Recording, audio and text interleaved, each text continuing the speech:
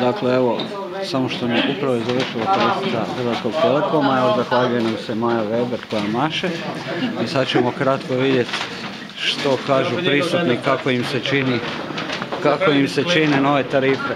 Dakle, da čujemo šta REP.hr kaže na nove tarife Hrvatskog Telekoma, flat rate internet i to. Dobra tarifa. Dobra tarifa. A ove sitne cake? Pa sad se ne vide nikakve sitne cake, sad imali ih, da ih ja ne vidim, ne znam, ali... Dobro, idemo dalje. Tu je i ekipa Zimo online. Što vi kažete na nove tarife? Super. Super? Dobro. Flat. Mobile Play Info. Hello. 100 kuna flat je dobra stvar. Da. Da, stoga mislim da će dobiti dobar hit i korak naprijed.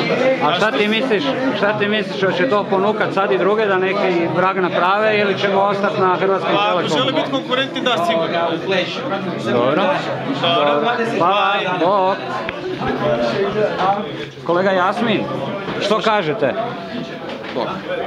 Bog, dobro, osim Bog ne govori meni nego ljudima. Aha, ne smije se gledati u kameru. Znaš kad ti vele za... ne smije gledaš... Da. Što kažete... A da, ali onda ne mogu držati kameru. Što kažete na nove tarife Hrvatskog Telekoma?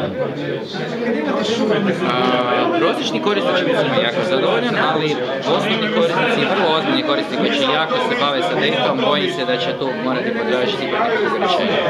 Jer limitiranje nakon 512 MB, odnosno GB, znači 4 KB, onda 6 kilosekundi, nije prihvatljivo ljudima koji stvarno koriste nešto tako. Ali kad smo već na tematici, evo ja sam jedan od zahtjevnijih korisnika, znači mobile data. Ja nijedan mjesec ne napravim više od 300 MB. Ako koristiš samo laptop, da. Ne, samo smartphone. Ako je laptop u igri, odmah odjedanput data usage poraste. Pogotovo ako čovjek stalno na cesti i može raditi.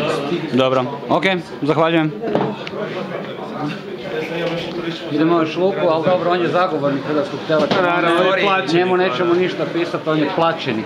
Plaćeni. Dobro. Zvonko, što vi kažete? Nemoj me škotati, ja bi tebe trebao škotati. Što kažete na novu ponudu Hrvatskog Telekoma? Ne kažem ništa. Ok, to vam je to.